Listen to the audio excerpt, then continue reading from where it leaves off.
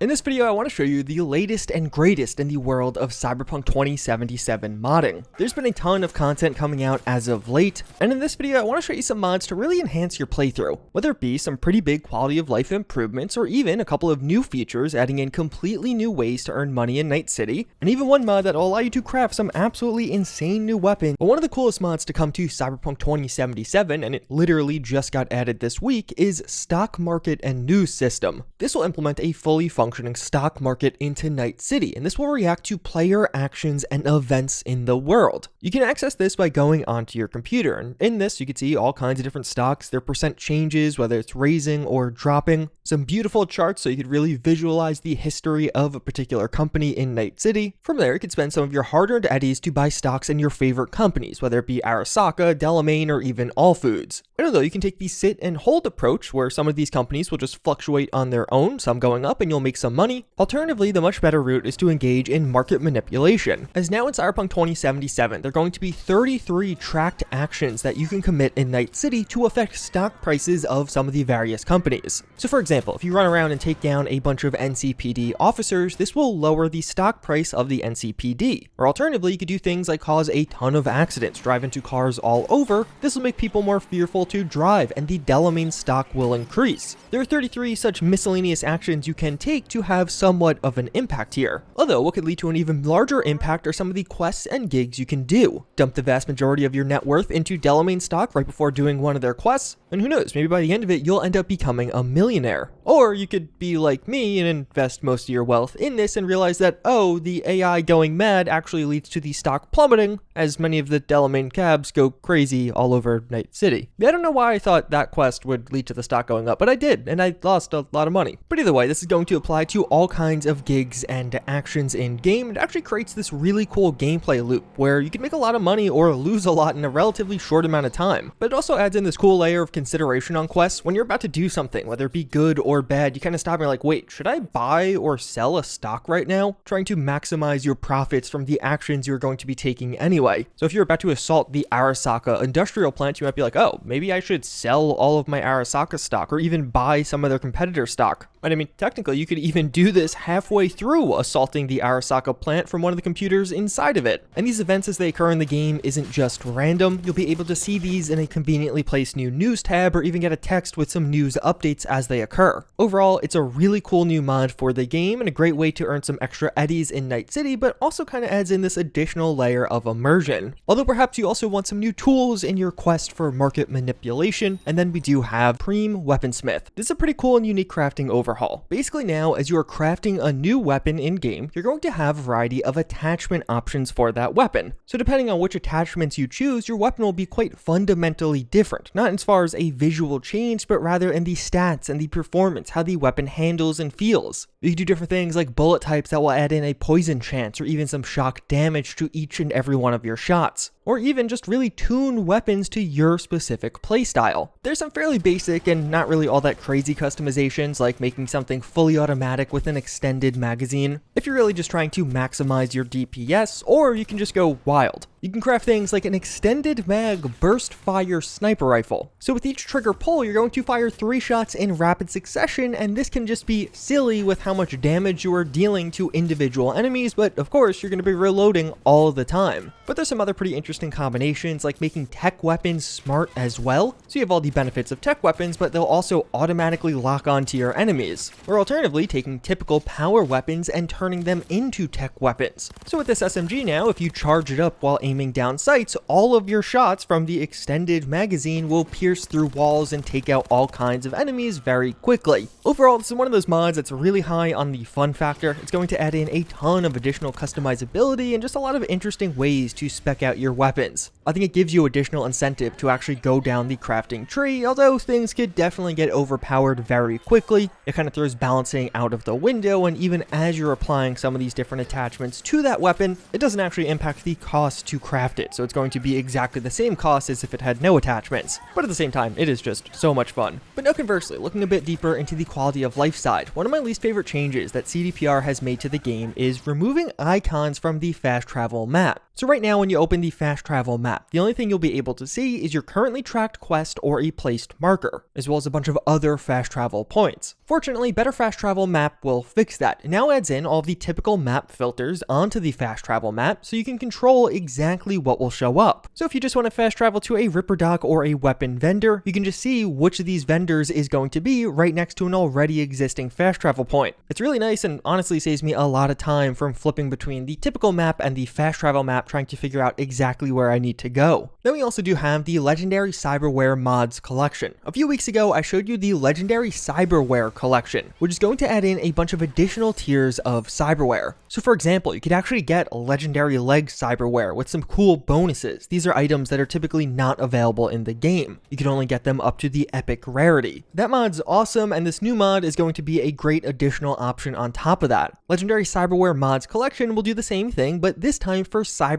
mods. So for example, you can get some legendary tier knuckle mods for the gorilla arms that will apply their typical effect, but also now increase damage output for the gorilla arms in general. And you'll find similar legendary variants for mods of a bunch of other cyberware like monowire or the projectile launcher. And this will give you even more bonuses compared to the rare versions you could typically find. We can also apply this to other cyberware like Hiroshi Optics having more constant legendary options, and this will apply to some of the secondary and even tertiary mod slots on the cyberware. So overall, what this mod is going to do is make it so many of the cyberware mods in the game have a higher ceiling. If you have the Eddies, you'll be able to purchase even higher tier variants of some of the familiar mods in the game, but now they're going to have even more bonuses for your character. And it's really nice as all of these are going to be implemented and integrated to the existing Ripperdocs in the game. Equip multi-slot's a pretty custom mod. It's going to be pretty awesome for some of you. It'll give you the ability to apply multiple clothing layers to just one slot of armor. So just by pressing a hotkey, I have the ability to equip glasses along with other face armor pieces. Or you could even do something like wearing a hat with a bandana. It allows you to actually layer clothing items in this game. This isn't going to overly buff your character, as the armor value will only apply for one of the items you have equipped, and in general it's not actually super functional across an entire playthrough, as this will reset each time you load and you'll have to reapply things. But for those of you super into screenshots, you can get some very unique looks with this, and some people are already creating some pretty awesome things with this mod. But perhaps you value the smaller things in Night City, like your cat. The mod Pet Your Cat will allow you to, you guessed it, pet your cat. And it gets even better as this mod author has also released a variety of other cat mods. So not only will you be able to pet and get nibbles, but now there's also going to be several other cats for the other apartments you can buy from that apartment's DLC. Each of these are going to have their own name, some are even related to nibbles, and there's going to be a variety of custom places they can hang out in your apartments. And of course, you'll be able to pet all of these other cats also. The Corpo Plaza cat in particular is pretty unique as it's a holographic version to fit the overall aesthetic of that apartment. But if you feel like some of the other alternate apartments in Night City were missing something, I feel like this is the perfect mod to fix that. But if you're looking for a bit more incentive to go to your apartments and visit your cats, the best mod for that is Better Housing Buffs. It's going to make the buffs you get from using the various facilities in your apartment more powerful. And if you didn't know, yes, doing things in your apartment will actually give your character an overall buff for a limited amount of time. So doing something like sleeping will now give you 25% more experience as opposed to the 20% bonus you get in vanilla Cyberpunk. Showers increase health regen by more in combat, and perhaps the most valuable of all, making and drinking a coffee will give you 30% more stamina and make your regen stamina 40% faster. And although it's bumping up some of the vanilla values, it'll also make these effects last much longer, so you really feel that impact. By default in Cyberpunk, they're going to last just 1 hour, but with this mod, each of these effects will last 2.5 hours instead. Overall, these are features I just really never found myself using, but now that they're even more powerful, and of course you have a bunch of cats in your apartments, it does give you a bit more incentive to return home and actually get some of the bonuses. One of the really positive and long requested changes CDPR recently made to the game is the ability to customize more of your appearance at Ripperdocs. And although you do have the ability to edit many aspects of your character's face and body, one thing for some reason you couldn't edit was your tattoos. Well, the mod Customizable Tattoos at Ripperdocs will fix that, and it's a really nice quality of life addition to the game overall, and I wouldn't be shocked if CDPR ends up adding this in the future because a lot of people have been requesting it. Although alternatively, perhaps the updates are frustrating you. CDPR is removing some of the best money exploits, and maybe you're looking for a better way to make some eddies in Night City. Well, Chop Shop will give you an immersive way to do that. Simply steal any vehicle in the game and drive it over to one of the newly added chop shops in Night City, and they're going to pay you a decent chunk of change for that vehicle. It really is a simple system. There's going to be a variety of new chop shop locations across Night City. You'll see them with a nice map marker, and then from there, just get a car, drive it into the chop shop, and they'll pay you for that car. Of course, at a discounted price though, compared to what you could buy the car for. And this mod's honestly kind of fun. You'll see an expensive car driving by and you'll kind of do a double take. It's like, should I steal that just to get some eddies real quick? Although it can very quickly become ridiculous with how much money you can earn, as some of the vehicles will give you over 10,000 eddies. You could spend like 20 minutes in game just downtown and make quite a bit. But at the same time, considering how many people just like getting a ton of eddies very quickly, or even just use exploits to get eddies, I feel like this is a far more immersive way to amass wealth relatively quickly. As opposed to using a console command or a cheat overall, this is a nicer and more immersive way to earn that wealth. Although if you do want something that isn't going to be quite as overpowered, we do have Make a Living Courier. Now at every single drop point in Night City, you're going to be able to find a variety of jobs that will basically involve you picking something up and dropping it off somewhere else. Then of course, you'll be paid for that service. And although drop points are one way to do this, you could even get some of the highest tier jobs by calling into their line. And although this mod may sound kind of boring to some of you, I found this to be a ton of fun because the rewards here are going to be balanced around the difficulty. If you want something that's not going to really be a time constraint, you can make a couple hundred eddies, but for the highest end jobs, they're going to pay out a few thousand eddies. What you're going to have to do is really drive across Night City, and there's going to be a timer on you. You'll see this ticking down on screen, and with some of these jobs, you even have to go to a location to pick something up, like heading over to a Ripperdoc and then delivering what you get from them to a fixer across the other edge of the map. It's quite fun, and I feel like the payouts here are surprisingly well balanced, making this a very practical and enjoyable way to earn some extra eddies in Night City. With that said though, this is some of the best mods to come out for Cyberpunk 2077 as of late. If you guys are interested in more Cyberpunk content, you can get subscribed. In the next couple of weeks, I'm going to be having dedicated mod videos on how to make the game more difficult, a more hardcore mode per se, but also how to greatly expand your romance options in Night City. With that said, as always again, I thank you for watching, and I hope to see you all next time. Later.